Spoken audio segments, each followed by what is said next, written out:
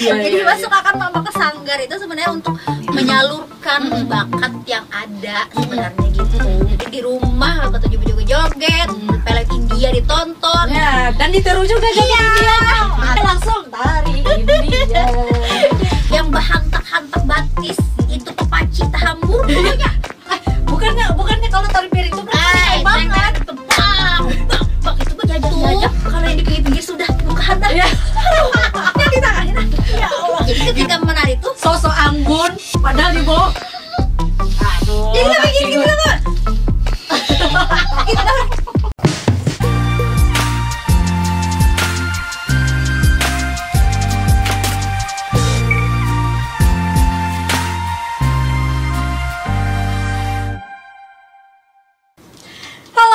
Welcome back di Kominsight Kompas TV Banjarmasin. Dan seperti biasa kita selalu menghadirkan narasumber-narasumber istimewa yang tentunya ditemani saya Revi. Dan kali ini berbeda, biasanya saya ditemani dengan rekan saya Sen. Hari ini dengan Sanak Aye. Yeay. Biasa aja.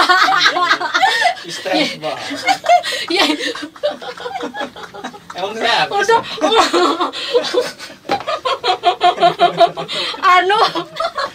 Rasa udah kayak yang salah nih atau apa ininya kayak yang salah. Oke. Hari ini seperti biasa kita sudah ditemanin dengan narasumber yang cantik pula, berprestasi pula nih Ayah. Siapa lagi kalau bukan Putri Yunita Permata Kumalasari. Tapi biasanya dipanggil dengan Putri Yunita aja ya. Putri Nita sih. Oh, Putri Nita. Oke. Iya, Dan Putri Nita ini juga atlet tari juga ya. Betul, terus juga dosen juga. Pokoknya banyak lagi yang kita ulas dari seorang Putri Nita. Dan oke, gimana kabarnya hari ini, Pak? Alhamdulillah dingin. Oh. Sedia dingin. Iya, asal jangan hatinya aja yang dingin. Iya. Bagaimana Sanak Ayah? Nanti dipanasin. Kalau mau. Oke, kegiatan sehari-harinya sekarang apa nih? Sekarang ngajar. Karena ya masih tercatat sebagai tenaga pendidik di program studi pendidikan seni pertunjukan.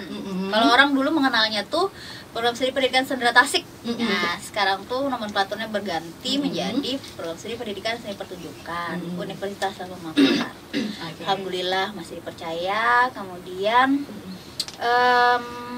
apa ya, karena kita dosen itu punya tridharma, jadi bukan hanya mengajar tapi penelitian juga, pengabdian juga gitu ya. Terus ya mungkin beberapa minggu ini jadi juri FLS 2N tingkat SD. Jadi dari kemarin itu tingkat kecamatan, keliling tuh timur, kecamatan Banjarmasin Timur, Banjarmasin Tengah, Banjarmasin Selatan. Terus nanti tanggal 21 di Kota Banjarmasin. Berarti itu kesibukannya menjuri ya, lebih banyak ya. Berarti ini anu aja nih karena ini kan mau deket lagi mau FLS 2N kan, festival lomba siswa nasional gitu. Festival lomba seni siswa nasional gitu. Nah, jadi saya kebetulan diminta untuk jadi juri. Ada beberapa minggu inilah gitu. Gitu. Siapa lagi ya? Paling barusan tadi ngantar anak-anak PY, ngejab, menari di salah satu hotel. Kemudian apa lagi ya? Berarti sebenarnya aktivitasnya ini ngurus-ngurus anak sebenarnya. Hah? Ngurus-ngurus anak didik, anak-anak orang. Iya betul. Oke, si Putri ini kan seorang penari ya. Setahu saya basicnya latar belakangnya itu. Nah, pengen tahu nih gimana nih bisa masuk ke dalam dunia tari, seni tari itu sendiri. Apakah memang pengennya dari Putri sendiri atau gimana? Mungkin boleh diceritakan? Oke. Sebenarnya ceritanya agak kelam ya, Jangan kelam. Cukup masa lalu yang kelam.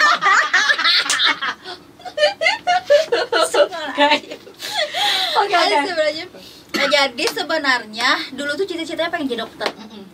Oke. You know what, like kita sekolah kan nih, gue IPA, anak gitu IPA kan. ya, anak gitu IPA. kan. Terus sebenarnya kita ini ya anak IPA IPS bisa cocok. Ya. Biasanya enggak.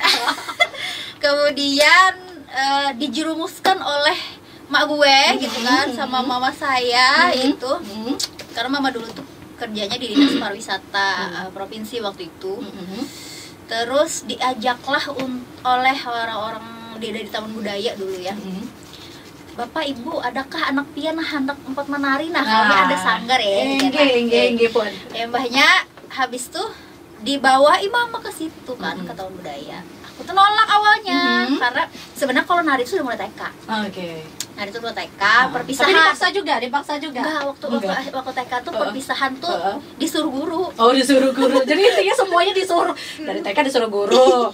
Dari setelah itu disuruh mama. Tapi TK habis TK ke SD itu kan udah nggak lagi menyentuh tari tradisi kan. Terus SMP itu baru dirumuskan sama mama gue gitu kan. Jadi disuruh tuh dipaksa, dan waktu itu masih ingat gitu, ke Taman Budaya itu aja masih nangis waktu itu. Saking paksaan itu tadi. Apa sih gitu kan tari tradisional itu. Waktu itu zaman gitu kan. Gitulah anak-anak zaman dulu gitu ya. Nah, terus tapi lama-kelamaan kesininya kok kayak ada mungkin mama itu sudah melihat bakat saya gitu ya dari kecil gitu, karena dulu kalau 17-an juga kan juara 1 lomba joget di komplek gitu kan. Jadi sudah kelihatan bakat itu gitu, akhirnya diarahkan. Nah, jadi setelah masuk sanggar itu ternyata seru nih, ngejob gitu kan. Terus makin kesininya ada event-event sampai misi kebudayaan mewakili daerah, sampai kita juga waktu kuliah tuh juga sempat mewakili ke Malaysia waktu itu. Festival Tari Borneo. Oke, nanti untuk itu nanti ditahan dulu, nanti kita cerita khususnya nanti. Oke, siap. Jadi itu intinya kesininya akhirnya malah mencintai. Dari berarti awalnya dari terpaksa tiba-tiba jadi cinta ya. Padahal jarang-jarang loh sesuatu yang dipaksakan itu berakhir dengan cinta. Asik.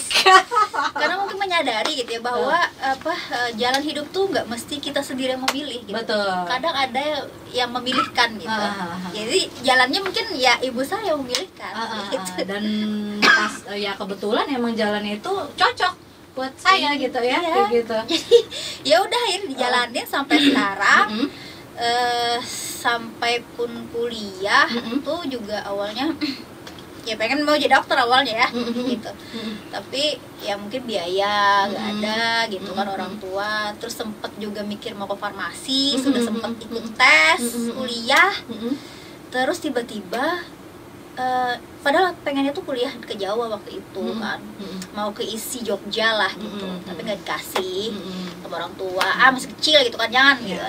Terus tiba-tiba ada brosur nih, ULM buka prodi seni gitu kan, mah ini kada boleh ke Jawa, lu numpet sini aja lah gitu. Iya. Besoknya ada tes psikotes farmasi, gak ikut lagi dong. Ya udahlah gitu kan, tes yang hari pertama aja udah ikut. Eliminasi udah yang itu aja. Ya udah habis itu, dan sebenarnya itu saya angkatan pertama. Benar, memang waktu itu memang fakultasnya memang baru buka. Prodinya angkatan baru pertama buka. banget Iya, berarti ya, pertama. Iya, kan bareng sama Bayu Basari itu kan. Terus siapa lagi tuh yang Dea yang punya Sanggar Nuansa. Jadi kita satu angkatan itu juga sebenarnya belum pasti tahu itu tuh bakalan buka apa enggak. Karena kan kampus itu waktu itu kalau misalnya ada 40 mahasiswa yang mendaftar baru dibuka. Ya nekat aja gitu, aku nekat aja gitu kan. Jadi sampai orang-orang Taman Budaya juga kamu nih Jer, orang habut-habut Jer 4 tes, kenapa kamu ada 4 tes Jer kayak itu loh. Belum ada disertasi karena waktu itu masih mandiri, belum ada reguler gitu, masih mandiri. Itu memang jalurnya ya kalau misalnya ada daftar ya udah terima gitu ya, nggak ada jalur tes ya berarti. Ada jalur tesnya ada, cuman ya karena waktu itu kan mungkin membutuhkan mahasiswa gitu kan. Ya udahlah gitu kan, akhirnya mungkin ada beberapa juga yang sebenarnya tidak memiliki bakat seni, ya karena memang mencari mahasiswa pada saat itu, ya masuk aja gitu, asalkan memenuhi kuota 40 itu, akhirnya terbentuk, akhirnya jadi buka prodi itu gitu. Ya udah akhirnya ya udah gitu. Terus sempet dikecengin sama orang-orang Taman Budaya juga, mau kuliah di mana gitu. Belum nak menghadangi Serta Tasik gitu kan. buka gerak, dia kan buka gerak remeh aja ya awal-awal gitu ya, karena memang baru pertama kali. Amun kada buka ajar, maksa ikam di ITB aja. Sekalinya apa Institut Taman Budaya. Institut Taman Budaya sekalinya. Maksa kami di ITB aja. Sekalinya alhamdulillah dan ternyata di situ juga memang apa ya? Ya jalan Tuhan lah gitu kan. Allah kasih jalan, akhirnya ikut lomba-lomba di tingkat fakultas sampai universitas, sampai kita juga dari universitas mewakili sampai ke nasional, internasional gitu kan. Luar biasa. Nah itu alhamdulillah. Dan terus sampai akhirnya jadi dosen tari. Iya. Dan memang di luar dari prediksi ya, di luar prediksi sama sekali awalnya. Dan memang kadang apa yang kita citakan waktu kecil itu kadang berbanding terbalik dengan realis. Kemarin cita-cita waktu kecil apa? Mau jadi apa? Gak punya cita-cita. Bukan sebenarnya bukan gak punya cita-cita, udah lupa gimana waktu kecil. Tapi memang kalau aku sendiri sih memang dari SD tuh kalau ngeliat orang di TV pengen dong kerja di TV ya emang sebenarnya ya alhamdulillah yang kesampaian gitu ya. Iya karena seru gitu, karena memang nggak suka apa ya yang orang kerja yang kayak gimana kayak gitu. Kalau di dunia media kan kita enak ya, sosialisasinya enak gitu. Oke, balik lagi ke Putri. Nah, saat Putri masuk Sendera Tasik, kan Sendera Tasik itu banyak sekali nih isi seni tari, seni musik, drama, seni peran, segala macam. Kenapa malah tertarik di tari? Mungkin lebih fokus di tari. Kenapa nggak pengen coba? Aku nih memang awalnya emang tari ya. Kenapa nggak pengen coba yang lain gitu? Kami waktu di Sendera Tasik itu belum ada konsentrasi, jadi belajar semua. Oh iya. Belajar gitar, belajar piano, belajar biola. Berarti bisa semua ya? Belajar drama. Bukan bisa semua sebenarnya. Pusing gitu kan. semua gitu ya? Pusing semua gitu. Drama, tapi kalau misalnya yang lebih banyak bergelut sih di tari sebenarnya sama di drama. Jadi drama modern atau teater modern ataupun teater tradisional gitu ya. Jadi beberapa kali juga kan sering didelegasikan untuk main Mamanda, tau Mamanda? Iya. Mamanda tari teater tradisi Kalsel kan, gitu Banjar. Jadi berapa kali memang ada lomba gitu kan, kemudian perform juga ada gitu. Nah selain menari itu ikut teater gitu. Itu tapi di musik ini sebenarnya itu ya, musik itu sebenarnya perlu, karena gini ya, kalau di tari dia kan lebih mengeksplor motorik kasar. Kalau di musik itu lebih mengeksplor motorik halus, gitu ya. Ya kamu dulu kan main gitar, pernah ngajarin. Tapi gue gak mikir saya motorik ini motorik itu. Coba ya ada gitar, bagus ya, coba gitu. aja. Jadi gitu. kan hanya motorik kecil ya, kan. betul. Dan itu kan sebenarnya kan perlu perlu waktu untuk belajar istilah orang Banjar tuh betugul. Iya, betul. Bujur banget. Main tunggul. Betugul nah. Tahu kan aku kayak apa ya, sampai bakal-bakalan tangan ikam main gitar pokoknya. Nah, ingat aja kalau waktu anak band. Jadi istilah orang Banjar tuh kada tunggul di situ. Oh iya. Ya biasanya kada behinip tadi pang.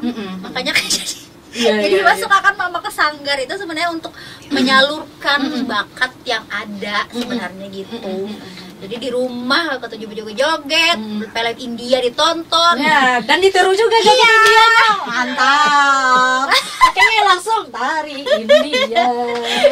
Kalau bahasa omong-omongnya nanti belajar bahasa India juga ya. Jangan paham juga nih. Aca.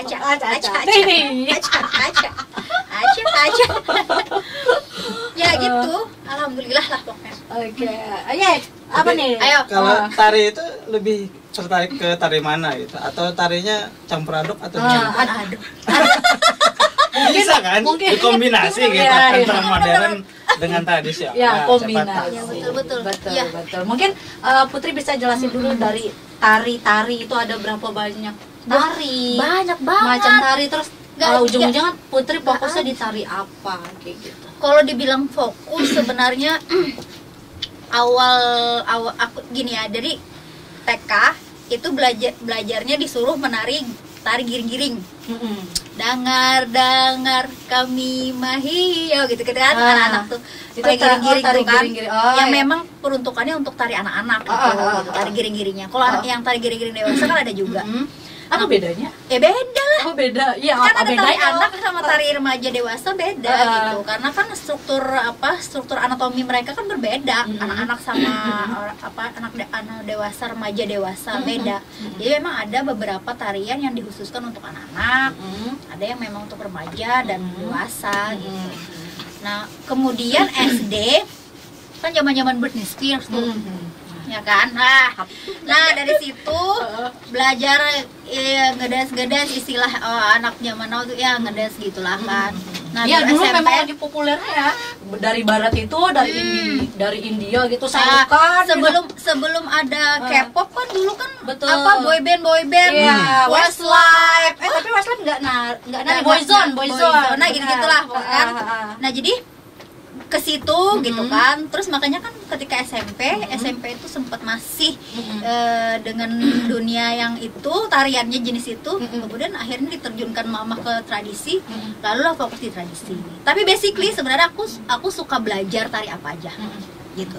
Jadi aku sudah tradisi aku belajar gitu ya. Kemudian karena di tradisi pun harus berkembang menjadi kreasi, kemudian sampai ke modern. Nah, istilah modern ini sebenarnya adalah mungkin ya orang Indonesia tuh mengenalnya tari kontemporer. Nah, itu tari modern sebenarnya. Tapi kalau misalnya kayak aku bilang tari Britney Spears yang itu sebenarnya kan awalnya kan dari street dance, dan itu kan dipopulerkan oleh mereka terutama gitu ya, King of Pop Michael Jackson kan. Iya betul. Awalnya tari itu kan dibawa orang kulit hitam, yaitu tari jalanan gitu kan. Beda misalnya kayak tari-tarian balet. Balet itu kan tari tradisional gitu. Oh iya, tapi tradisional Iya. daerah sana. Ya, tari tradisional orang Eropa kan, yang mereka latihannya di ballroom gitu kan, di tempat. Dan itu kan Pernah nyoba juga sih nggak kerasa. sih balet? Balet aku sebenarnya belum pernah nyoba secara dalam, tapi sebenarnya pernah belajar gitu. Terus yang baru kemarin tahun kemarin sempat ikut Fornas, ya gitu ya, alhamdulillah berezeki emas di Forda. Itu line dance. Line dance itu dansa non couple. Jadi Sendiri lah. ya sendiri gitu. Line dance itu kan berdansa berbaris gitu. Jadi sendiri aja gitu, nggak berpasangan gitu. Nah itu kemarin alhamdulillah di Forda itu emas, kemudian mewakili ke Fornas di Palembang. Alhamdulillah belum berrezeki di sana gitu kan. Udah coba ya, Ya alhamdulillah iya, pokoknya memang basically memang suka belajar gitu. Jenis tari apa aja gitu. Oke. Dari sisi tingkat kesulitan, kalau misalkan yang tradisional atau yang modern dance tadi, gimana menurut Putri perbedaannya kedua? Semua itu punya kesulitan susah. masing-masing. Oh, oke. Nggak ada yang paling Karena- lebih susah misalnya tradisional atau yang gimana? Enggak, karena Enggak ya? mereka Masing-masing. setiap tari itu dia memiliki stylenya masing-masing. Jadi untuk bisa mendapatkan style itu harus tahu tekniknya. Nah, dan setiap tari itu punya tekniknya masing-masing, berbeda.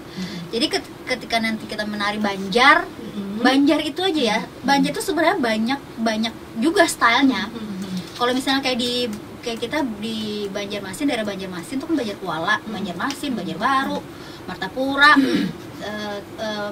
daerah Tanah Laut itu kan masih Banjar Kuala. Itu kan beda. Yang sudah mulai Tapin tuh kan Banu Anang ke sana Banjar Hulu sudah gitu. Nah itu style tariannya aja udah beda. Belum lagi pedalaman kan, pedalaman Dayak. Beda lagi. Ya, Dayak Meratusnya beda sama Dayak Halong. Beda lagi sama Dayak Bakumpai yang di hilir. Di hilir kalau Dayak Bakumpai kan subetnis dari Ngaju. Kalau Meratus kan subetnis Manyan. Itu kan Deah beda lagi. Nah, kemudian ke Kota Baru sana beda lagi. Jadi Japin-Japin di sini sama Japin-Japin di Kota Baru Beda, di ya? Hulu Sungai beda. Dan itu sebenarnya penari yang cerdas itu memang bagaimana dia bisa mengklasifikasikan tubuhnya, kapan dia harus menggunakan style ini, kapan menggunakan style itu. Berarti gitu. dimanapun misalkan dia ke daerah sini, misalkan belajar tari itu dia harus bisa menyesuaikan Iya, dengan harus situ, dan memang harus posisi. tahu bahwa oh ini stylenya seperti ini. karena tekniknya seperti ini. Dan berlaku juga untuk modern dance tadi. Sama Ya? di apa modern dance. Nah ya sebenarnya ada apa ya, kesalahpahaman secara general dari orang Indonesia perihal modern dance sebenarnya. Ya. Modern dance tuh kan kalau kita taunya ya modern dance tuh ya kayak Ya lebih tarik barat-baratan Iya. kalau dulu ya kayak gitu gitu modern kan, dance. terus apa kayak hip hop. Ya, betul. Sebenarnya di sini breaking, break dance Break gitu dance, kan, itu modern dance. Sebenarnya itu tuh bukan modern dance. Modern dance itu coba misalnya kamu searching aja gitu ya, modern dance competition di luar ya, yang di luar di Eropa atau di Amerika. Sebenarnya mereka itu basicnya ballet. Kemudian itu kan awalnya tuh karena mereka itu sudah bosan dengan pakem-pakem yang ada di balet. Jadi mereka bosan sudah pakai sepatu sepatu point shoes. Mereka sudah bosan pakai tutu yang roknya mekar. Iya, betul, gitu. betul. Berarti sepatunya itu yang bijingkit itulah. Ya, itu point shoes namanya. Oh, point shoes. Ya, kemudian karena kan kakinya kan poin, kakinya tuh poin gitu. Dia berdiri di jempol, Iya. gitu. Jadi jempolnya itu memang harus kuat, gitu. Berarti itu susah Ya. banget ya kita mesti Ya. jinjit ya berarti kan ya buat latihan. Iya, kemudian sudah bosan dengan apa iringan orkestra gitu. Akhirnya mereka mencoba keluar gitu, mengeksplor tubuhnya. Modifikasinya Ya, biasanya. akhirnya mereka, tapi basic yang mereka pakai itu adalah basic balet. Kaki-kaki yang poin, lurus gitu kan. Terus badan yang set gitu kan. Nah, itu semua modern dance tuh seperti itu gitu. Dan kalau misalnya kalian mau lihat contoh di Indonesia, modern dance di Indonesia sebenarnya mana sih gitu.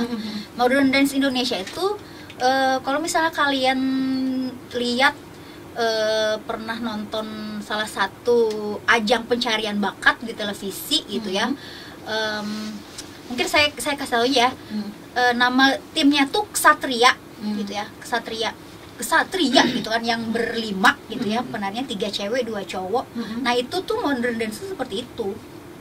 Jadi basicnya tuh tari tradisional, tapi dia garap sedemikian rupa dengan konsep kekinian. Betul. Nggak lagi misalnya yang cewek pakai sanggul, nggak lagi yang cowok pakai blangkon gitu. Misalnya tari Jawa gitu ya, nggak lagi gitu. Terus kostumnya tuh sudah modifikasi gitu. Oke, misalnya mereka menggunakan ini kain apa yang biasa kebaya itu apa sih? Apa sih kayak yang buat kebaya tuh? Apa namanya? Kayak tilai kan, jar baja tuh tilai, brukat gitu kan. Nah, tapi kan modelnya tuh sudah modern gitu kan, kekinian gitu kan. Terus memakai batik gitu kan, tapi batiknya juga sudah sedemikian rupa diolah dengan modern tadi. Nah, itu sebenarnya tari modern itu. Iya, berarti tarian ini sebenarnya juga memadukan suatu tradisi juga ya. Bukan memadukan, mengembangkan. Jadi tidak lagi terpaku pada pakem-pakem tradisi gitu. Jadi biasanya kan tarian Indonesia itu kan kita punya pakem ya kadang ya. Ada yang misalnya tarian yang memang asal muasal dari keraton. Itu memang tata krama keraton kan. Senyumnya nggak boleh kelihatan gigi. Itu kalau tarian keraton gitu. Gitu. Kalau kita di Banjar tuh kan ada tari baksa kembang. Iya, misalnya. baksa kembang. Aku tahunya cuma baksa kembang ya. Baksa kembang gitu kan. Aku kira jaksa kembang. Enggak. Jaksa kembang. Soalnya baksa kembang. Baksa kembang. Apa itu? Pengadilan loh ya. Nah, itu jadi pengembangan. Jadi eksplorasi dengan sebebas-bebasnya gitu. Sebebas-bebasnya. Kemudian ada salah satu guru saya, beliau dosen isi Jogja, dosen isi Solo, dosen isi Surakarta, Mas Eko PC.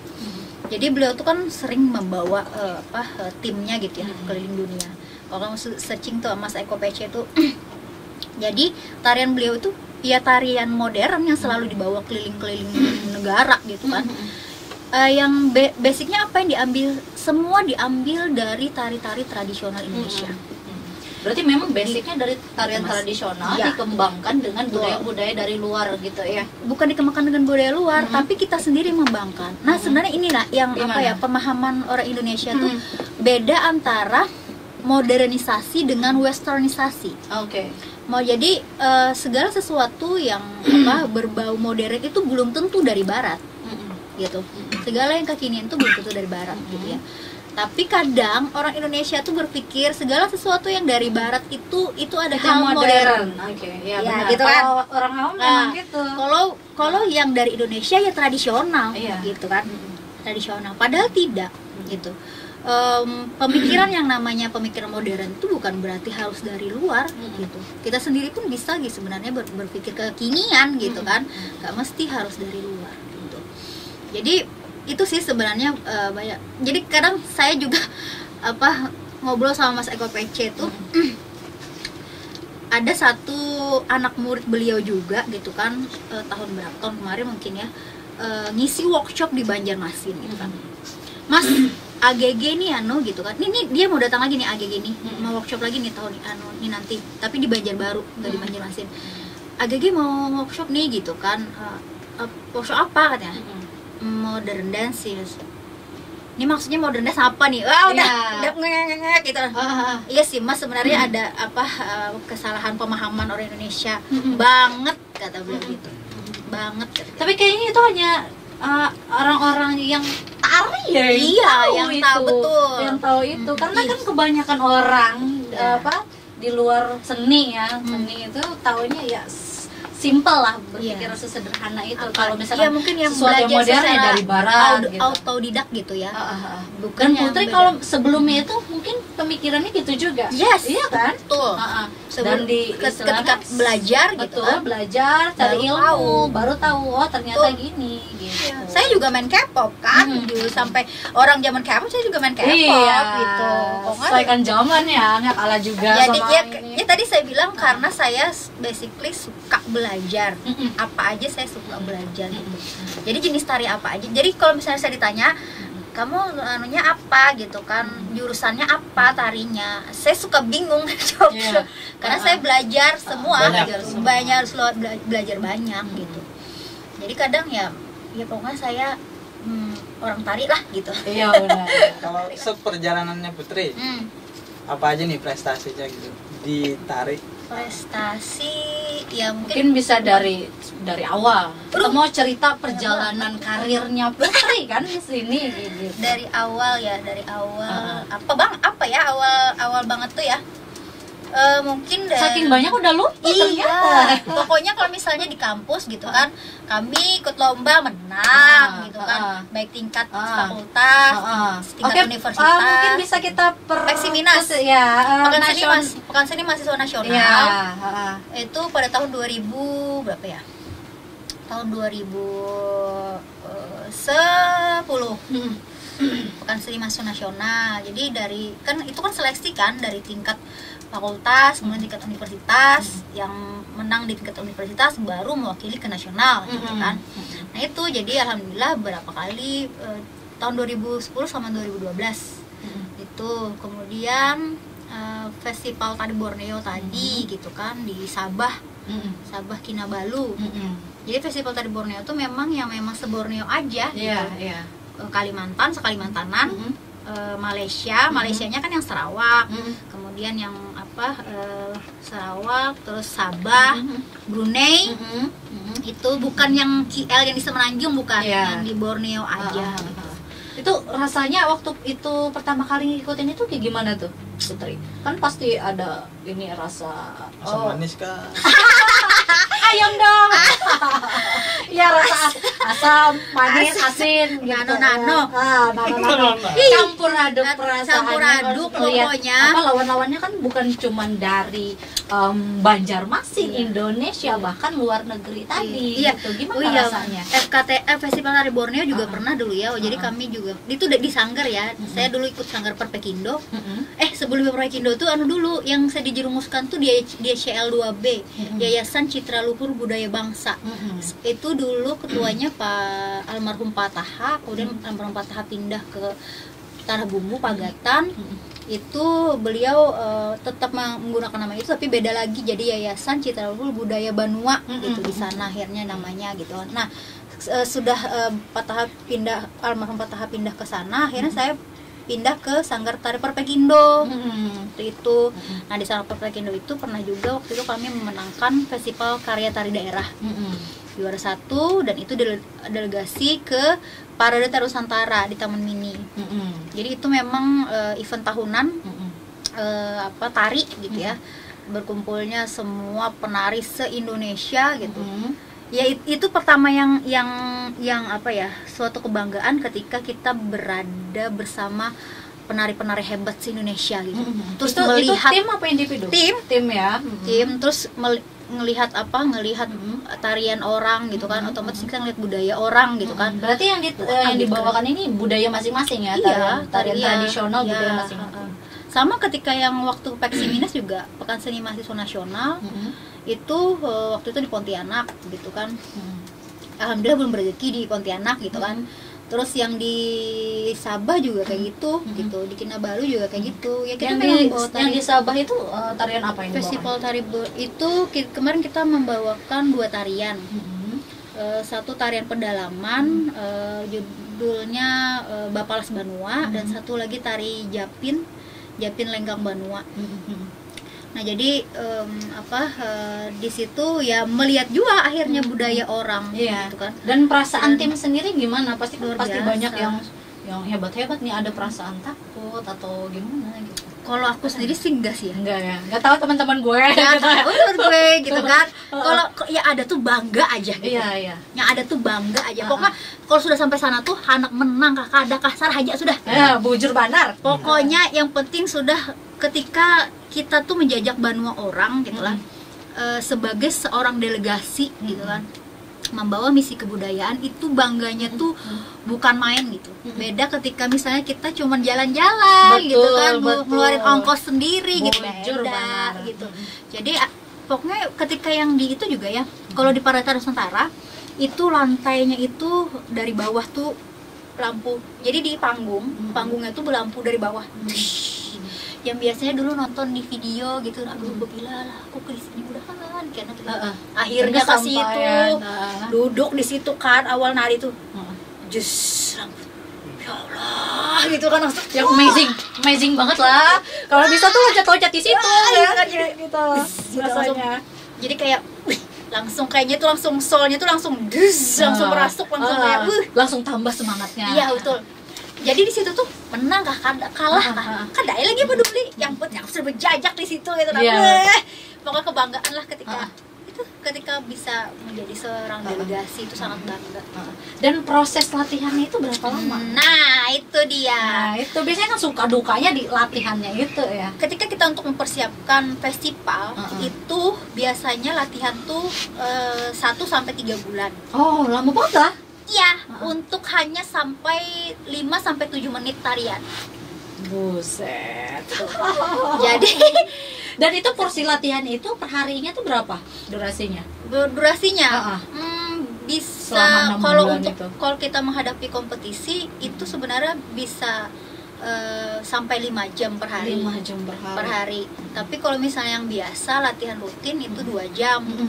2 jam per hari. Kalau latihan sanggar itu kan 2 minggu sekali, dan itu 2 jam sekali latihan gitu.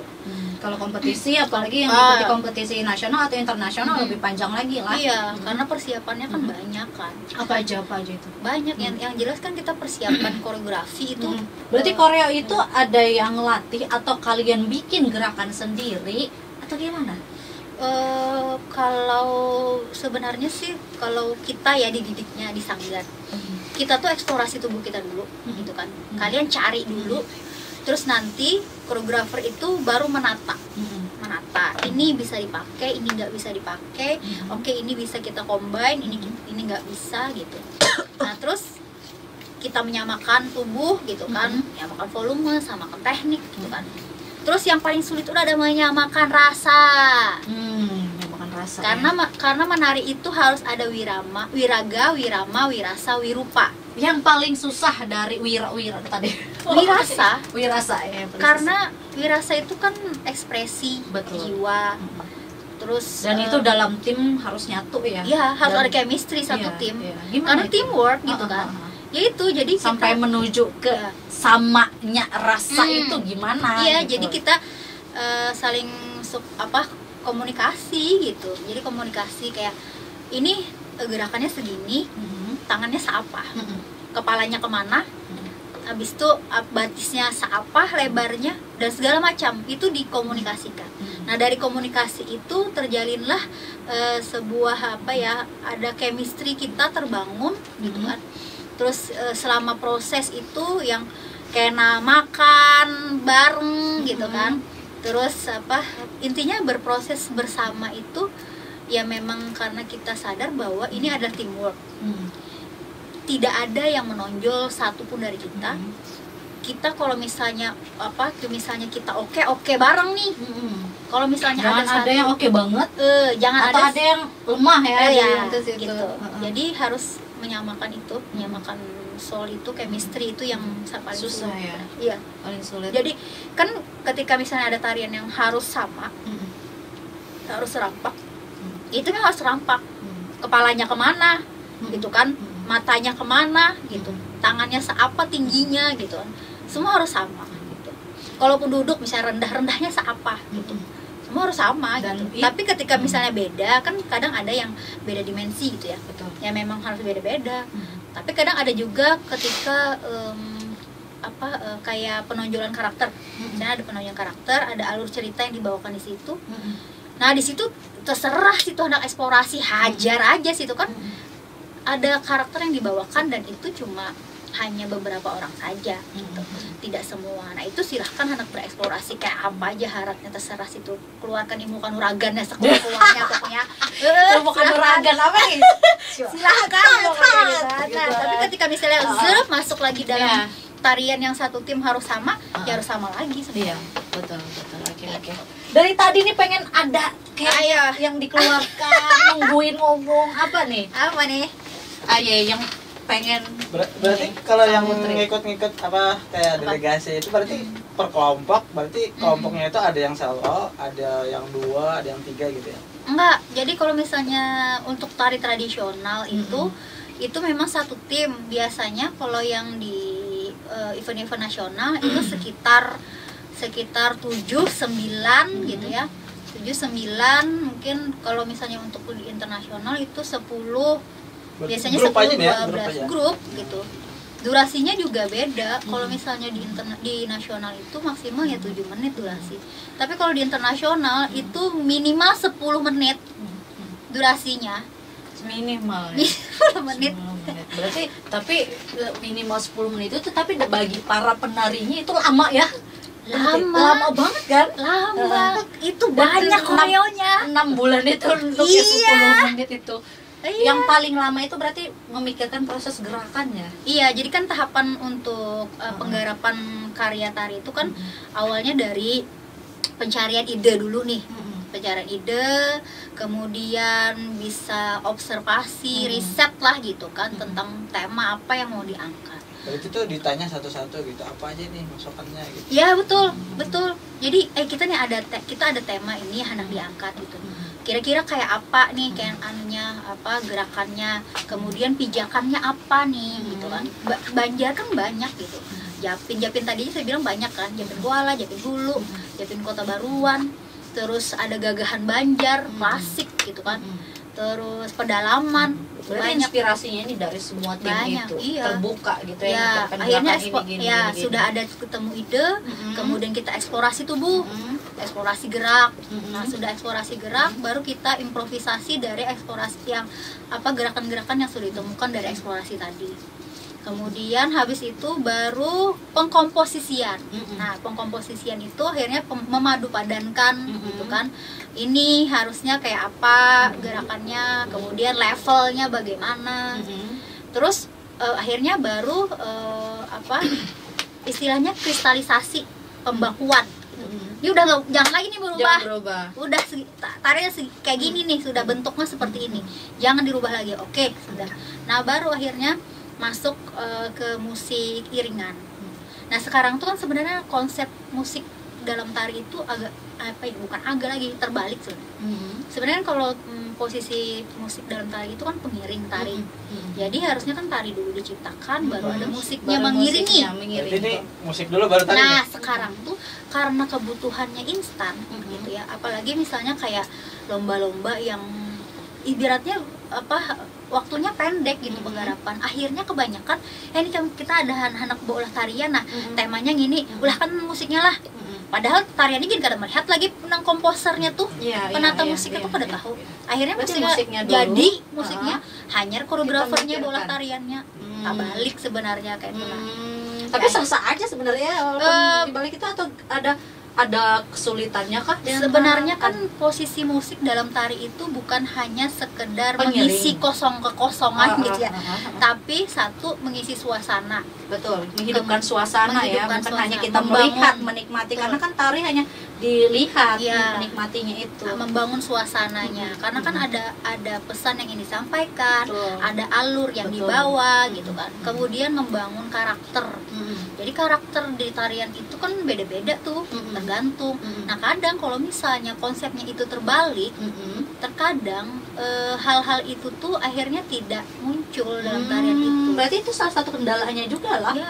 Iya, jadi kendalanya di kita di Kalimantan Selatan ini memang agak jarang untuk kompetisi-kompetisi tari gitu ya. Dan kalaupun misalnya ada, waktunya tuh mepet-mepet gitu. Paling misalnya kan apa ya, seminggu gitu. Kayak ini aja, kayak lomba FLS2N nih gitu ya. Sebenarnya juknis dari pusat itu belum ada. Tapi alhamdulillah gitu ya, Kota Banjarmasin itu sudah punya inisiatif gitu untuk bisa duluan. Jadi akhirnya menggunakan juknis yang dulu, tahun dulu gitu kan. Akhirnya lomba itu ya mepet gitu. Tapi sebenarnya nggak apa-apa gitu ya. Nanti setelah misalnya ada dari pusat juknisnya keluar gitu ya, itu tinggal menyesuaikan aja lagi. Tapi kan persiapannya udah lama kan menuju ke nasional gitu. Nah maksudnya gitu. Itu mungkin tujuan dari pemerintah kota, mungkin melaksanakan dinas, terutama dinas ya, dinas pendidikan budayanya Banjarmasin ya. Jadi kan itu waktunya agak panjang ke nasional. Ya, dan saya tanya memang kabupaten lain belum melaksanakan, kabupaten dan kota lain belum melaksanakan gitu. Baru Banjarmasin yang melaksanakan. Ini nanti tanggal 21 insya Allah nanti FLS2N tingkat SD kita ngejuri nanti. Berarti Putri ya yang nanti yang melatih atau ngejuri nanti insya Allah. Nanti. Kalau melatih belum? Melatih, iya saya melatih. Jadi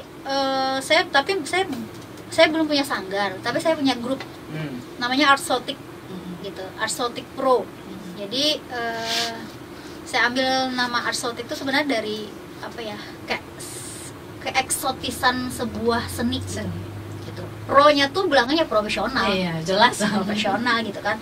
Karena ya itu, jadi paling misalnya ada job, ini nanti mau ada acara ini nih, kita perlu tari ini, oke garap gitu kan. Jadi biasanya penarinya sih kebanyakan dari mahasiswa saya gitu. Terus ada juga yang orang luar, tapi kebanyakan memang mahasiswa saya gitu. Ya itu sudah memberikan juga sih sebenarnya, memberikan salah satu wadah mereka untuk belajar selain di kampus. Betul. Terus untuk Putri sendiri, dari dalam diri Putri sendiri, ada nggak sih, bukan kendala sih, lebih kayak perbedaan antara Putri sendiri yang latihan tari dan melatih? Ya jelas. Nah jelas banget itu. Ya gimana? Kalau kita melatih itu kan kita nggak kesulitannya lebih sulit mana? Sulit melatih anak orang kan kita sendiri. Ada kesulitan masing-masing. Kalau misalnya kita yang latihan gitu ya, itu kan kita harus fokus dengan tubuh kita. Betul. Ya kan? Jadi jangan sampai ada tubuh kita yang sedikit pun di luar kontrol kita. Karena kalau misalnya di luar kontrol kita, akhirnya ia bisa tasilahu, tapalicuk, tempelin aja koyo. Nah itu burut. Bujur banar. Nah itu, jadi kita harus fokus dengan tubuh kita gitu. Nah sedangkan ketika kita melatih, kita harus fokus melihat anak yang kita didik. Ya, gerakan Sambil dia, kita memikirkan koreografinya, kita Ini memikirkan gerakan ini mulai anak orang tisu lakukan katakanlah. Iya betul, kayak seperti itu. Nah, Heeh. koreografi ini bisa dia tangkap apa tidak gitu, cocok apa tidak gitu kan. Oh, memang ada ya yang cocok atau tidak itu? Iya. Oh. Karena tidak, ya saya kembali lagi bahwa tidak semua penari sebenarnya dia bisa paham dengan atau dia paham masalah klasifikasi style gerak. Jadi kadang misalnya ya, dia biasa menari japin. Kadang ada ketika menari pedalaman, japinnya terumpat-umpat ke tari pedalaman. Atau kaku. Tari Kayak pedalaman. jadi kayak lebih kayak logat lah. Jadi Saat kita misalkan daerah ini Ah. kita bawa logat Banjar. sama, gitu. kan itu kan memang bagian budaya Iya, kan iya, gitu iya. kan. Seni kan bagian dari budaya, sama bahasa juga. Berarti ini logat tubuh. Ya betul, bahasa tubuh betul. Nah itu jadi kita fokus ke anak didik gitu kan. Dia bisa apa tidak, kita cuma mencontohkan sedikit.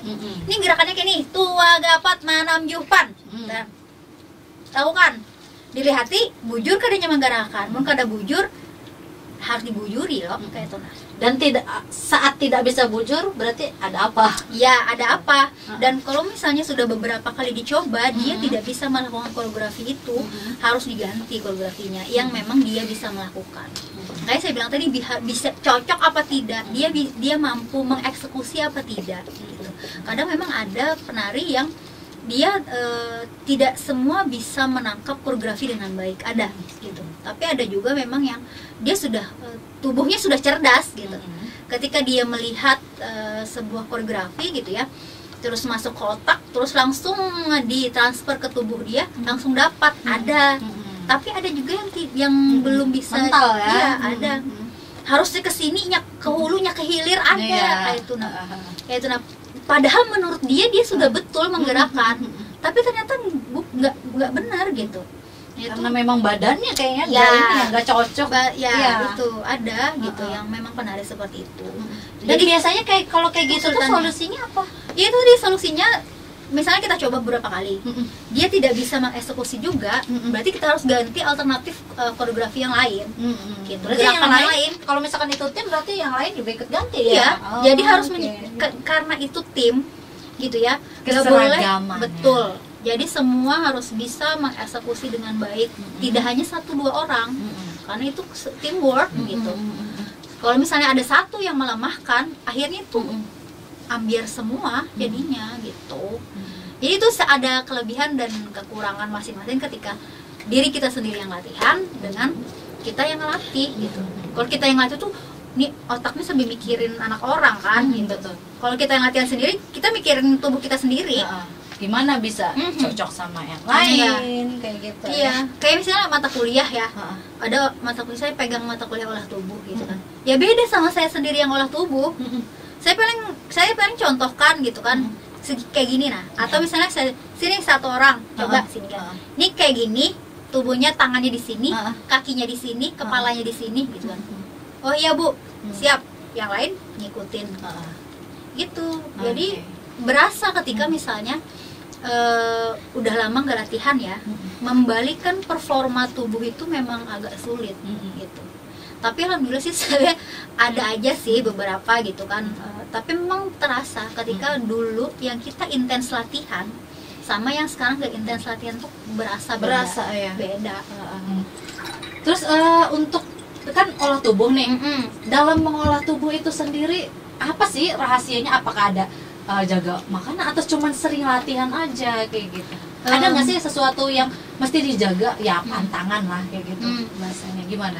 Sebenarnya ya olahraga dan tari itu sebenarnya sama ya kalau saya bilang. Makanya kan sekarang kan ada olahraga tari, gitu kan, dance sport. Sekarang sudah ada masuk salah satu cabang olahraga kan, dance sport. Nah karena instrumen utamanya ya tubuh, gitu. Instrumennya ya tubuh sendiri, gitu kan. Ketika misalnya pengolahan tubuh bukan hanya mengolah tubuh exercise atau latihan aja, tapi memang asupan juga mendukung. Apa nih? Ada pantangannya apa? Pantangannya paling misalnya jangan terlalu banyak makan makanan berlemak, gitu kan. Banyak minum air putih. Karena ketika kita latihan itu, air putih itu sangat membantu supaya tidak dehidrasi, gitu. Dan sebenarnya sih harus mengurangi yang namanya es, gitu. Jadi ketika latihan tuh sebenarnya dijaga sebaiknya tidak minum air es ketika latihan, karena suhu tubuh itu naik, gitu. Dan ketika panas ya, naik. Ketika kita minum es, kaget, gitu kan. Itu kalau misalnya daya tahan tubuhnya lagi turun, ya akhirnya drop, gitu. Tapi kalau misalnya daya tahan tubuhnya memang bagus aja, ya mungkin nggak masalah, gitu kan. Ya setiap orang beda-beda. Tapi sebenarnya lebih baik dihindari lah, gitu, untuk minum es ketika latihan.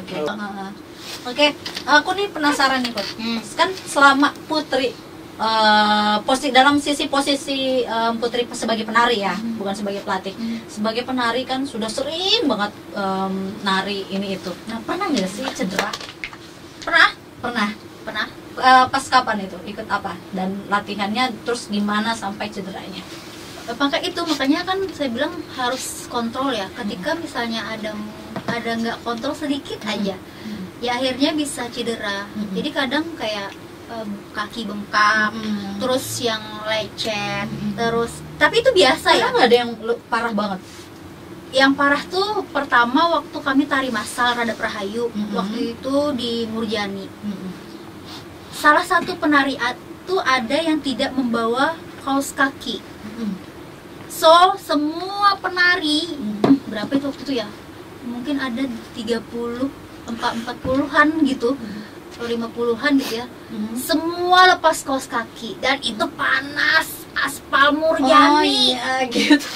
Melepuh. Ya karena kebersamaannya, tapi kebersamaannya yang bikin merana timnya, bukan yang enak-enak. Itu di tengah perform tuh aja ada yang sudah lari ke pinggir karena nggak tahan panas itu. Aku tuh nggak bisa dong. Kan posisinya tuh kan ada beberapa ya dipecah gitu kan, 1, 2, 3 begitu kan, ada beberapa tim gitu.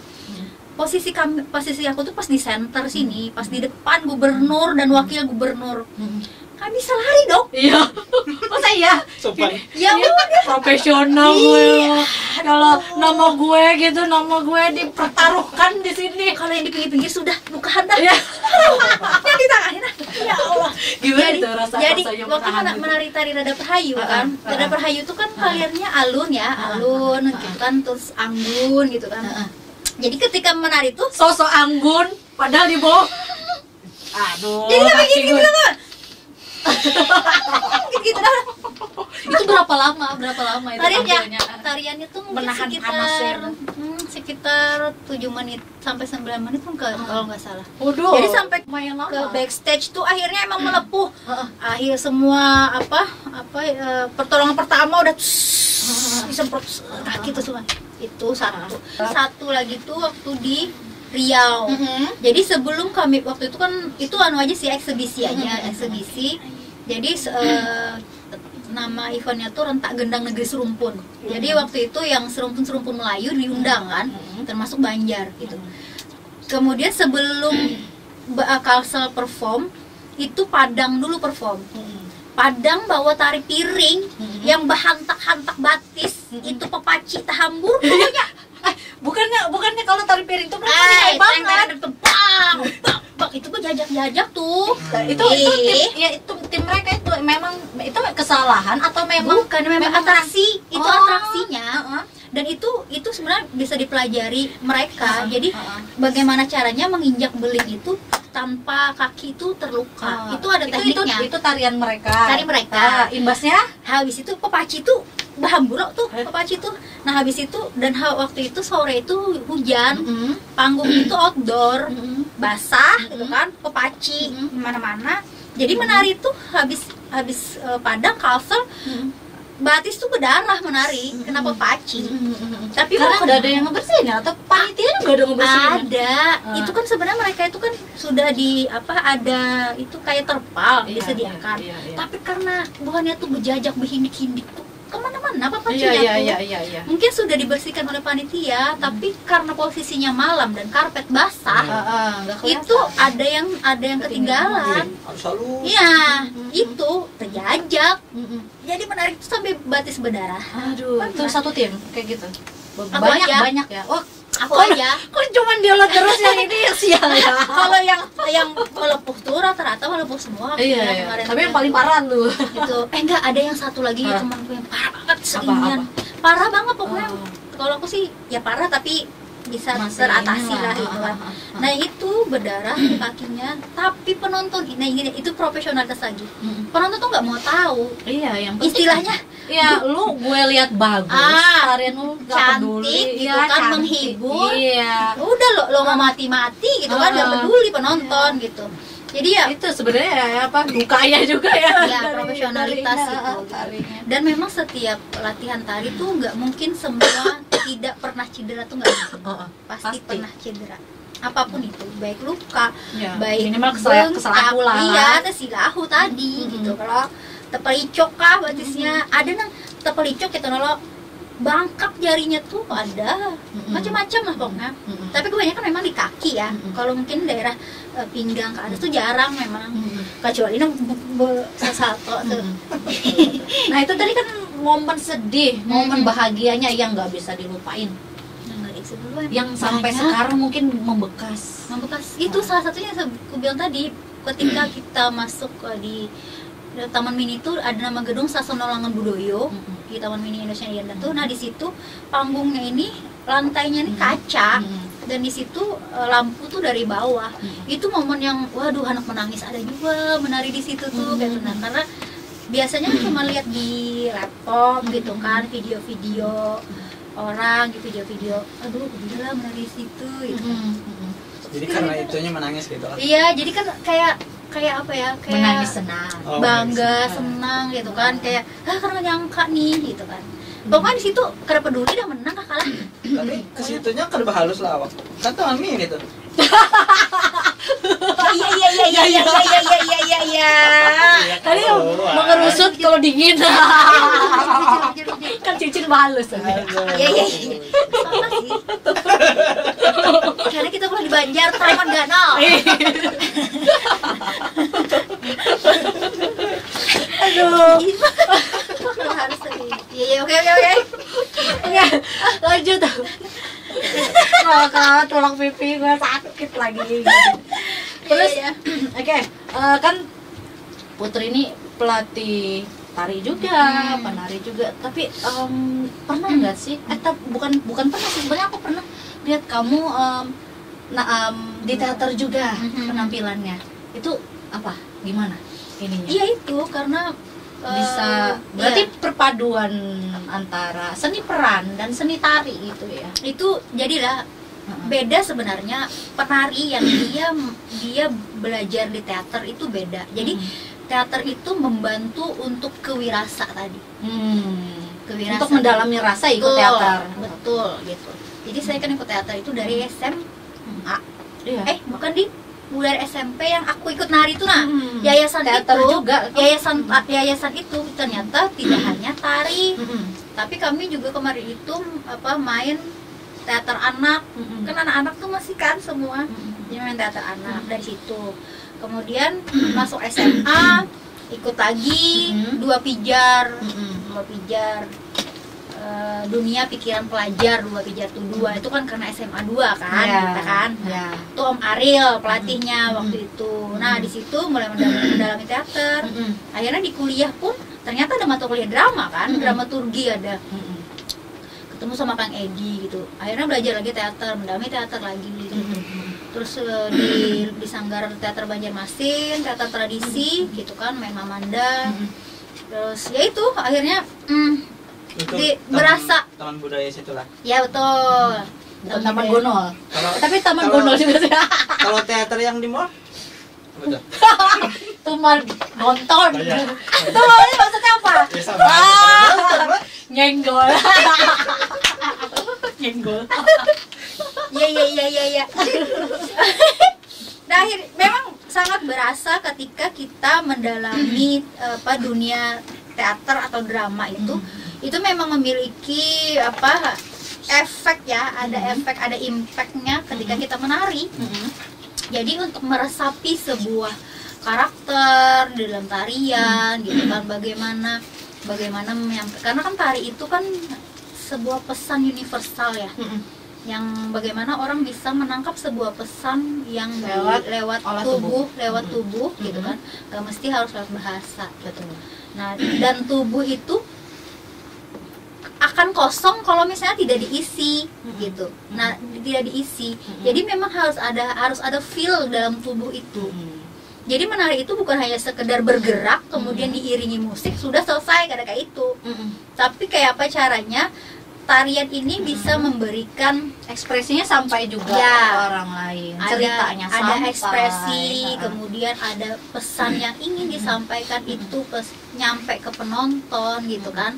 Nah, itu yang sebenarnya harus dilakukan oleh penari. Oh, berarti ikut di teater itu untuk mempelajari itu tadi pendalaman karakter itu. Ya, mengolah rasa, mengolah rasa. Enggak ada niatkah untuk ke teater, lebih ke seni peran?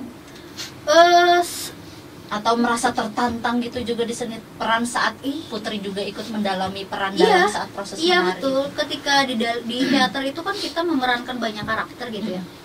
Dari situ sebenarnya kita bisa mempelajari karakter-karakter orang secara tidak langsung. Jadi ketika kita belajar teater tuh di dunia ini ada karakter orang kayak inilah gitu kan, di dunia tipu-tipu ini gitu kan. Berarti dunia ini tipu-tipu ya. Oke. Di dunia tipu-tipu semuanya ini, pakai topeng. Di dunia tipu-tipu ini banyak karakter orang gitu kan. Ya kita mempelajari banyak hal.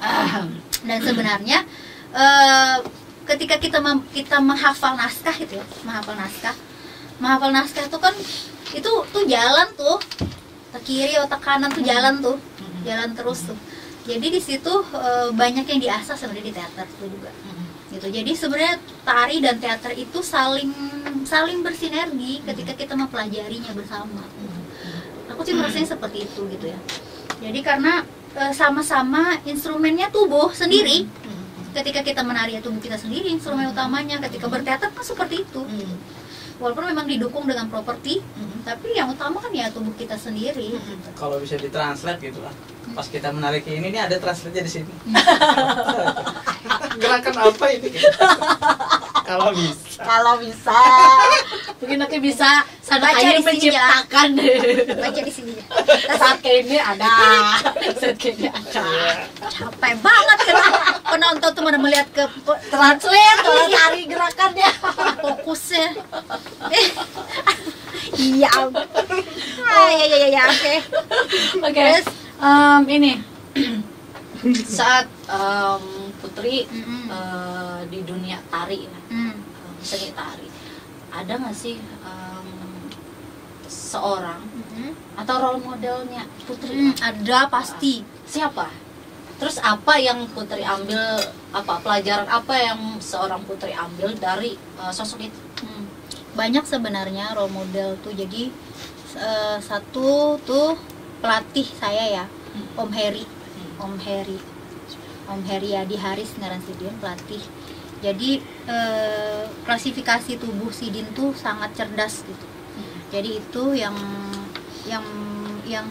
buat saya bahwa standarisasi gerak tari yang bagus tuh seperti ini loh, gitu kan.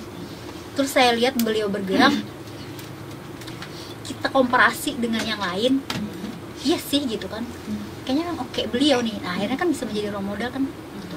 Terus ada lagi beliau dulu penari juga di Sanggar Perpekindo, partner juga oleh Om Heri, ada namanya Om Ipir di Pagatan. Waduh, enggak sih. Beliau itu udah di Pagatan kan, sekarang udah di Tanah Bumbu. Kalau si Dintu menari, aduh kerennya luar biasa. Dan ini role model cowok ya, dua-duanya ya. Yang cewek saya belum ada punya role model sebenarnya kalau yang untuk cewek gitu ya, di Kalsel gitu. Kalau di luar siapa ya? Di luar siapa ya model saya? Siapa? Siapa ya? BTS. Untung. Ari tulang. Iya, tulang. dia ngomong tuh kita ya ketawa aja ya. Karena sebenarnya kalau penari cewek itu banyak yang bagus. Tapi Banyak, bagus banyak. Ya saking banyaknya tuh nggak ada yang bisa yang aku kayaknya role modelku ini deh gitu. Belum ada sih sebenarnya gitu. belum ada yang menyentuh hati sih sebenarnya. Iya gitu. Jadi kebanyakan cowok. Kenapa? Apa perbedaan? Kalau Putri menganggap sendiri, kenapa mesti yang tadi yang cowok itu tadi? Kan kata Putri tadi kan banyak ini yang cewek. Apa nilai plusnya di mata Putri? Iya, jadi jarang ya penari cowok tuh kan jarang memang. Ya kan? Ya kan? Penari cowok tuh jarang. Karena cuman karena dia penari cowok dan hebat karena itu. Bukan hanya itu, tapi ketika misalnya beliau punya apa ya? Punya standarisasi. Punya standarisasi yang bahwasanya kalau misalnya di bawah standar nih, lu nggak masuk nih. Gitu kan.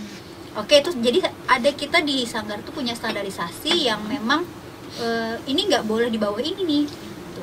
Kemudian bagaimana beliau itu disiplinnya.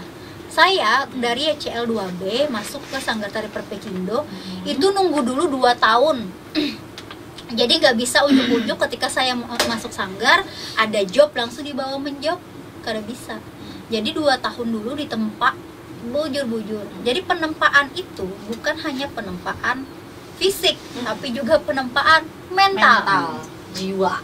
Ya, penempaan mental tuh yang paling penting sebenarnya. Jadi ketika misalnya kan jadi cadangan, jadi aku jadi cadangan misalkan jadi penari cadangan, kan dipakai nih kan, aku kecewa kah kada, aku pacangan ampih dari sanggar kah kada nih, gitu kan. Nah ketika misalnya beliau tuh melihat bahwasanya oh berarti anak ini dia punya mental yang bagus nih, gitu kan, dia gigih nih, gitu, dia serius, gitu kan, dia serius belajar gitu. Nah akhirnya oke, berarti saya pun akhirnya ketika dengan mahasiswa saya pun melihat seperti itu. Jadi saya bisa membedakan mana anak yang memang serius, mana yang dia nggak serius. Cuman gaya-gayaan ya, bukan benar-benar gigih ya. Dan ada juga sebenarnya yang ini anak skillnya bagus gitu kan, tapi mentalnya nggak bagus. Pas disariki aja. Besok-besok ada masuk lagi. Disariki. Ya. Tapi ini penyarikan loh. Iya. Hati-hati jangan segol lagi sama dia. Ntar di luar studio diomelin. Ulang deh. Iya kamu. Karena kita semua orang-orangnya sudah Sebenarnya mungkin bukan penyarikan, tapi mungkin saya tegas aja dalam menyikapi. Apa bedanya lah? Beda lah. Kalau orang penyarikan tuh kada hal apa-apa bisa sarik sorangan. Itu orang penyarikan. Kada hal apa-apa bisa sarik sorangan bisa. Alasannya apa? PMS ya. Tolong ayo PMS dia jadikan alasan untuk menyarik. bukan alasan ya. Itu. Jadi ya memang itu satu disiplin, kan disiplin, kegigihan. Karena karakter Sidin tuh kayak gitu. Itu betul. yang diambil Putri Ya. sebagai Dan ini ketika misalnya kita kita mengangkat satu tema, pijakannya tuh jelas gitu. Pijakan itu jelas. Jadi itu, makanya itu juga yang saya terapkan ketika saya mengajar. Jadi kamu kalau misalnya bicara tarian, jangan misalnya saya contoh misalnya tari Dayak ya. Kebanyakan orang itu tari Dayak Banjar tuh itu tari Dayak Kalteng gitu. Sebenarnya kita tidak bisa mengklasifikasikan berdasarkan daerah administratif ya. Karena orang Dayak itu tersebar di seluruh Kalimantan sampai di dunia sebenarnya. Kalau misalnya ada orang ngaju di Kalteng, ada juga di Kalsel gitu. Ada orang Manyan di Kalteng, ada juga orang Manyan di. Jadi kalau misalnya kamu mau menggarap sebuah tarian, pijakannya harus jelas. Kamu mau menggarap tari etnis apa? Dayak mana? Dayak apa? Ya, jangan ambigu ya. Iya, harus jangan jelas. ambigu gitu. Bukan masalah kita tidak membicarakan soal administratif negara gitu. Tapi kita membicarakan masalah etnis gitu. Itu harus jelas.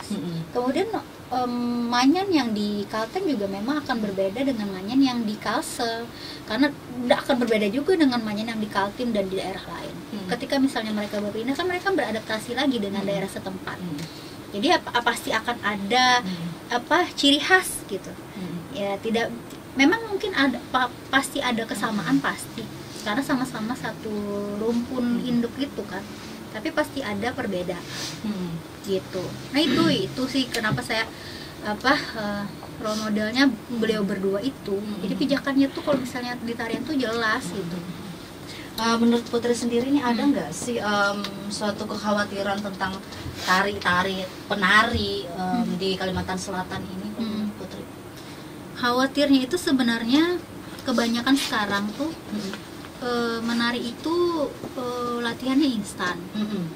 Tapi pengen hasil yang maksimal gitu ya. Atau sekedar beramian aja. Nah itu dia. Kebanyakan itu kayaknya. Itu dia. Beramian, keren-kerenan ya. Jadi kayak sebenarnya ketika kita mau belajar tari kreasi itu harusnya belajar dulu tradisi. Jadi tahu dulu nih, oh ternyata yang pakemnya tuh seperti ini. Ada hal-hal yang harus kita jaga ini, tapi yang nggak boleh kita lakukan tuh ini gitu. Nah ketika kita sudah mulai mengembangkan ke tari garapan baru, tari kreasi garapan baru, itu sudah tahu pijakannya gitu, sudah tahu pakemnya awalnya gitu kan, sehingga mengembangkan itu nggak asal mengembangkan. Sekarang tuh banyak comot daerah malah mencomotnya tuh ke daerah-daerah lain gitu, akhirnya malah mengkaburkan identitas tari Banjar. Betul Gitu. Nah itu yang karena kenapa? Karena mereka tuh belum belajar dulu tradisi Banjar.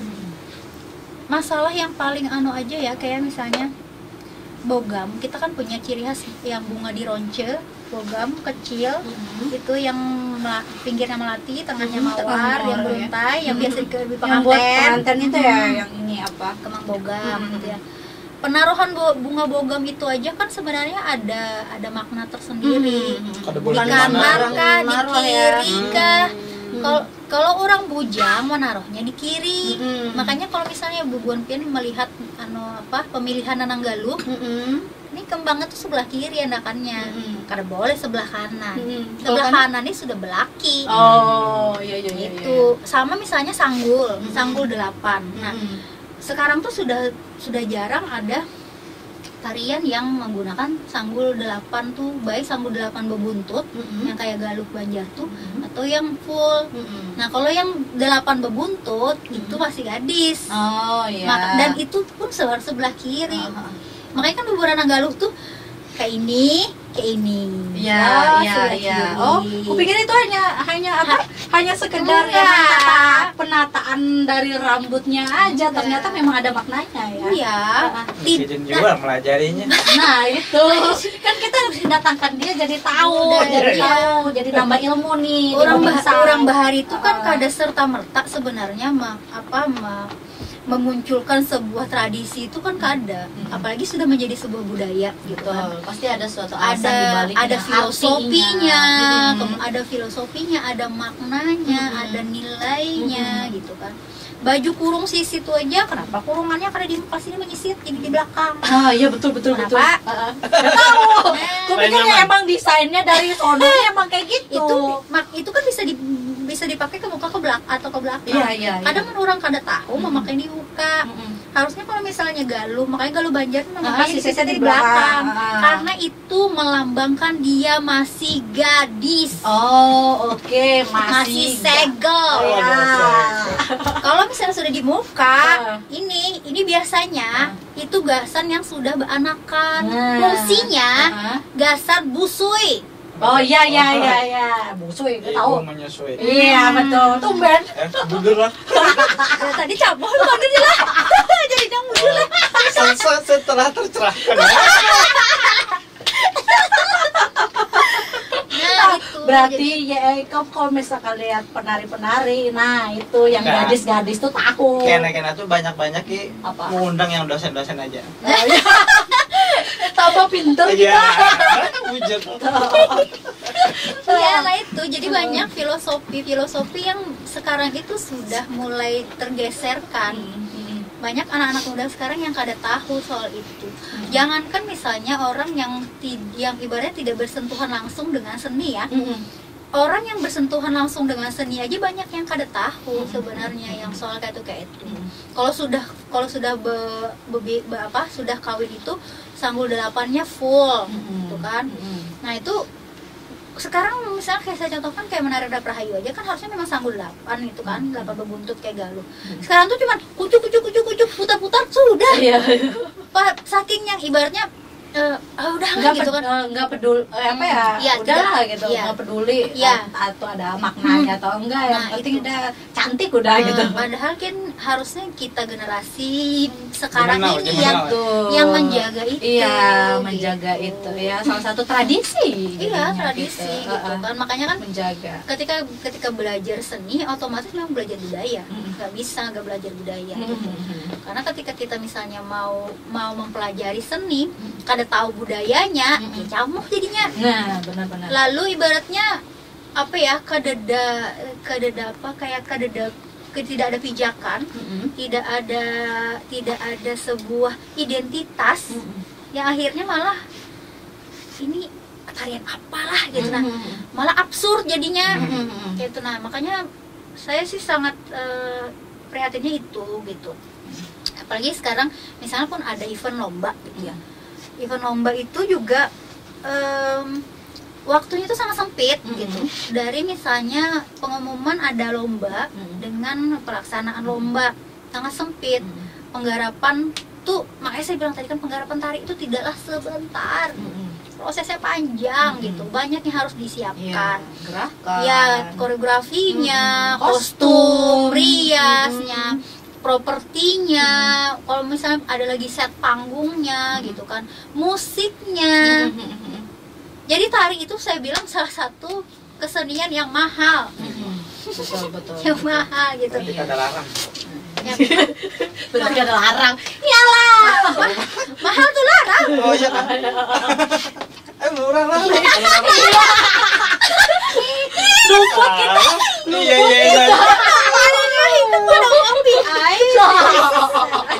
Luput kita. Tuh, makanya kan jadi aduh, saking ininya black banyak nggak.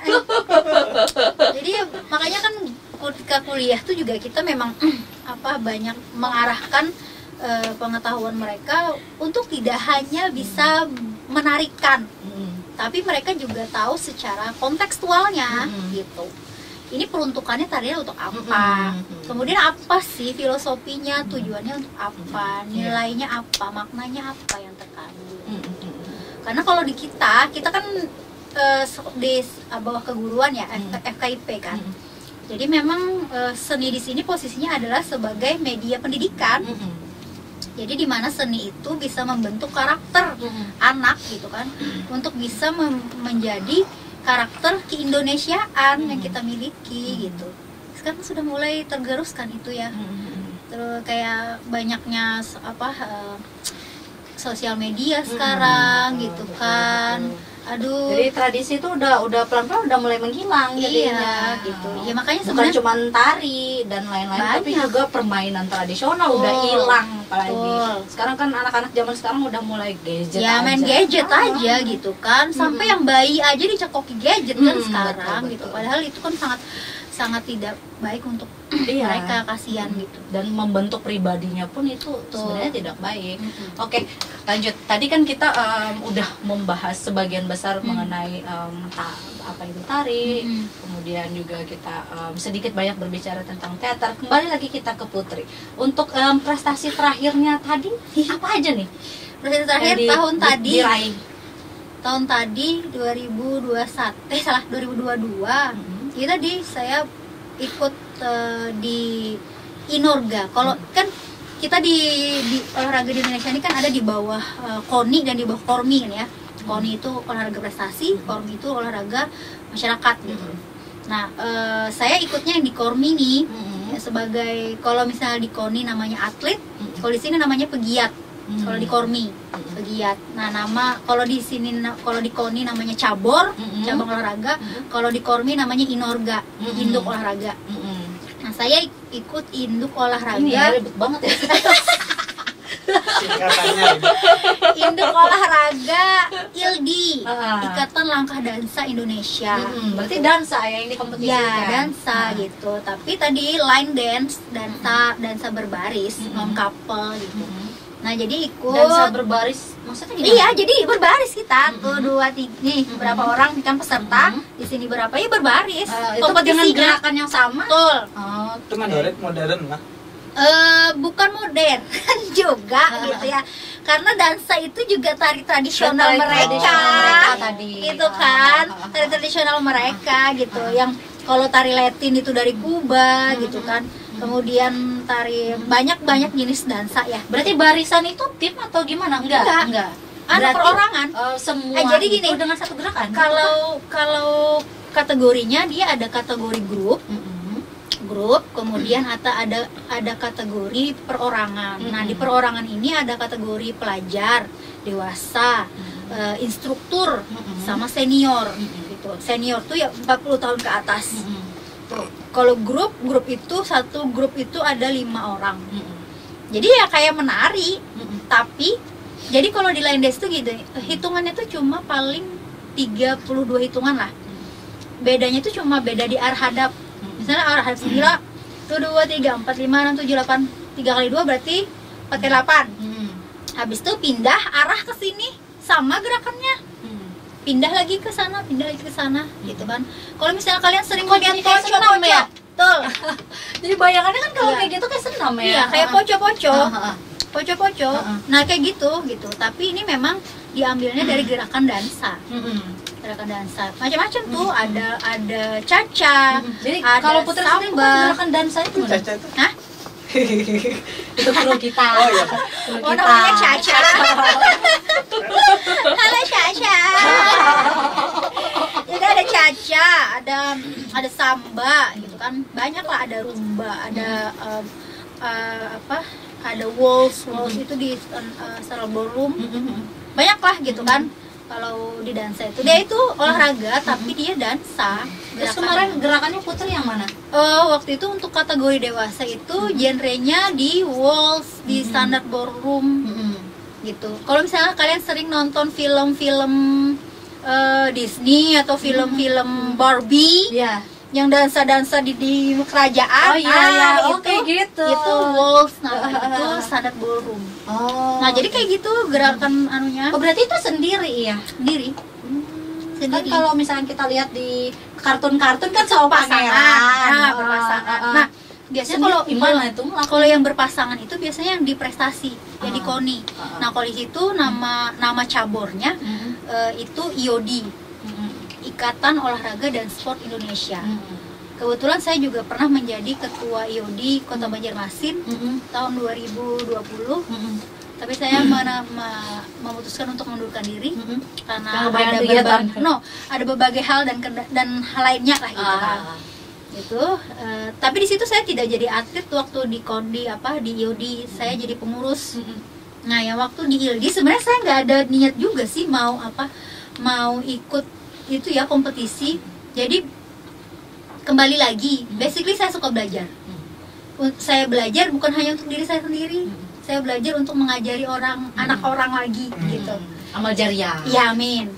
Ya itulah yang mungkin amal jariahnya itu yang bisa dilakukan. Nah, jadi tapi waktu itu pada tahun 2022 itu DPW itu Dewan Perwakilan Wilayah yang di Martapura Kabupaten Banjar itu baru terbentuk. Dan di situ dimintalah oleh Ibu Helda itu ketua DPD-nya, ketua Dewan Perwakilan Daerah Kalselnya, untuk support di situ. Put, kamu bantu di situ ya gitu. Untuk apa? Ini kita mau ada Forda, kita mau ada Fornas. Ya lah gitu kan. Oke lah gitu kan. Nah, akhirnya saya sama sepupu saya gitu, ada kakak saya, Kakak Rina. Kita akhirnya jadi pegiat di Kabupaten Banjar. Tapi sebenarnya mungkin sekarang posisi saya di ILD itu jadi bukan hanya sekadar pegiat ya. Sekarang di ILD juga saya dimasukkan dalam kepengurusan di bagian pelatihan Berarti yang setelah menang itu Pelatihan. baru yang itu tadi masuk. Apa? Yang itu tadi yang pegiat, jadi pegiat itu. Pegiat, iya maksudnya pegiat itu atlet sih. Oh iya. Jadi nama istilah di forum oke, itu oke. pegiat. Kalau Tapi kan di ada dua tuh yang di sini namanya. Oh, ini kan istilah. ya kalau misalnya di Itu agak susah Ya. kalau nginget-nginget istilah. olahraga Anak prestasi IPS. olahraga prestasi itu atlet kan. Kalau di olahraga rekreasi atau olahraga masyarakat itu pegiat namanya gitu istilahnya. Nah jadi saya bukannya pegiat, kemudian ternyata karena ada satu pengurus yang beliau mengundurkan diri, dan sebenarnya mengundurkan diri itu karena memang tidak boleh doubling dengan, karena beliau kan pengurus juga di Banjarbaru. Jadi tapi pengurus inti. Nah kalau sudah pengurus inti di DPW, dia nggak boleh masuk ke pengurusan di DPD gitu. Kecuali misalnya di DPW itu paling misalnya kayak anggota apa gitu kan, bisa juga. Nah karena beliau di sekretaris di situ, sekretaris apa wakil ketua ya lupa, pokoknya itulah inti gitu. Akhirnya saya diminta untuk mengganti posisi beliau gitu di pelatihan, di apa ya, divisi pelatihan kalau ada gitu. Nah ini sebenarnya kemarin tuh ada workshop di Jakarta kan, tapi belum ada rezeki mau ke sana gitu. Workshop karena sebenarnya tahun kemarin itu harusnya yang di tahun 2021, tapi karena COVID akhirnya pending dan dilaksanakan Fornas 2021-nya di 2022. Kan rata-rata banyak kayak gitu ya di sana ya kegiatan. Nah yang sebenarnya benar tahunnya itu di tahun ini. Jadi tahun ini ada lagi nih. Tahun kemarin di Palembang, tahun ini nanti di Jawa Barat. Bulan berapa tuh? Bulan Juli. Nggak tahu nih nanti berezeki kah, mudah-mudahan berezeki. Kan kemarin dapat medali emasnya kan? Emas kemarin. Berapa lama sih latihan? Ya itu sama sebenarnya Sama. tari sama berbulan-bulan. Berbulan-bulan juga dan Baru- istilahnya usaha tidak mengkhianati hasil. Ya alhamdulillah gitu. Tapi kalau pas sudah di nasional kada kawa, seorang hanya bercabur. Kurang di sana harat-harat sudah. Jadi Benyalam udah orang. iya banyaran seorang hanya ada burit udah kawan Oke. namanya mai orang. Jadi sadar diri aja gitu kan di sana masih. Nah nanti mungkin nggak tahu tahun ini gitu kan. Nggak tahu lah kalau rezeki kan. Gitu. Oke, las. Yes. Harapan Udah las aja. ya. Oke. Ada kerasaan. Ada kerasa. Ada kerasaan. Oke, ini apa impian harapan Putri selanjutnya apa nih? Apa ya? Udah kurang berarti terlalu banyak kegiatan dia mah mau apanya gitu. Mungkin harapan yang tari-tari di Kalsel atau kayak apa? Iya.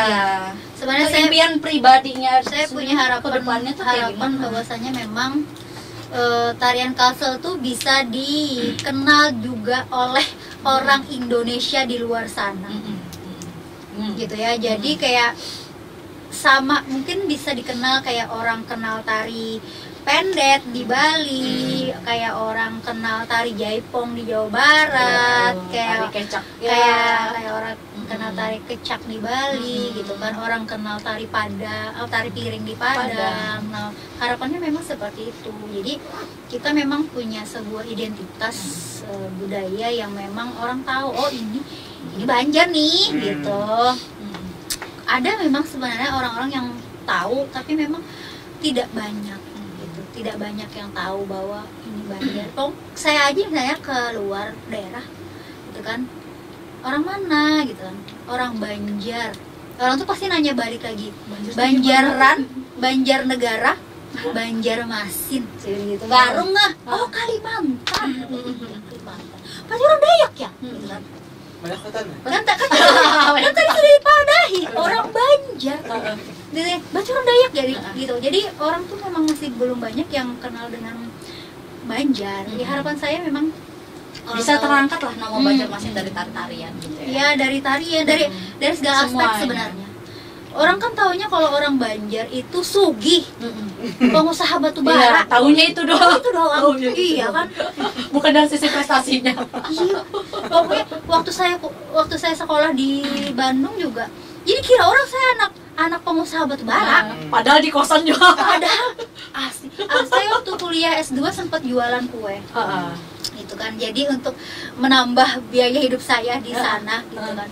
Jadi kamu nih jualan kue buat apa gitu kan? Buat itu ya, buat apa kan? Kemarin itu kan ikut UKM kan.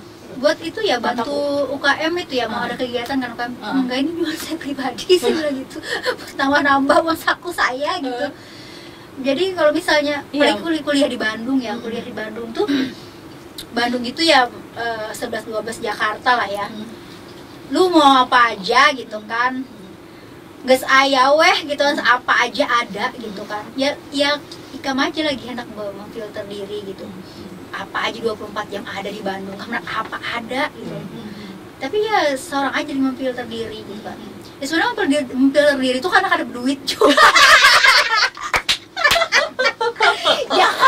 Jangan asli lah anak ini ini memotivasi juga nih buat teman-teman kita di rumah. Jangan asli anakmu sahabat tubar lah. Aku keluyuran juga kadang karuan kuliah juga bisa. Karena ada duit ya lo bujur-bujur lain. Jadi hidup di kos saja. Jadi kalau pas buri kebanjiran lah, kamu ke Bandung kan semalam jadi ya kemana aja sudah aja. Kayak kemana-mana. Kuliah waronda ya. Kemana-mana. Ada duit. Tapi itu pertanyaan standar orang Banjar. Iya. Pokoknya kalau stigma orang Banjar pun kalau misalnya ketika itu bisa sekolah Kalau di keluar, luar berarti orang ini berduit. Dan orang-orang di luar sana kalau tahu apa orang-orang Banjar orang daerah kuliah ke gitu banyak kan. duitnya juga. Apalagi orang Banjar bos batu bara. Bos batu bara kaya. Batunya yang lebih. Batu akik iya. Batu akik ada. Batu kemarin tuh ada lah.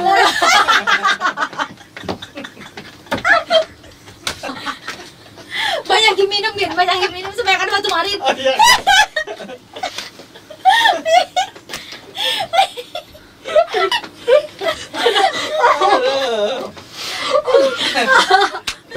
Aku lagi Astagfirullahaladzim. Ya, pokoknya hal-hal seperti itu gitu.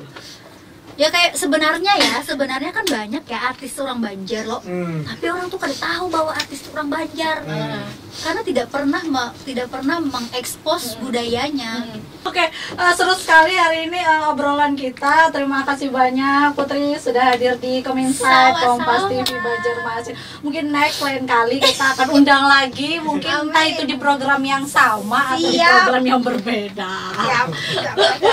Oke, ya sudah teman-teman di rumah jangan lupa saksikan terus program Kominsight Kompas TV Banjarmasin. Sampai jumpa minggu depan. Dadah. Assalamualaikum warahmatullahi wabarakatuh.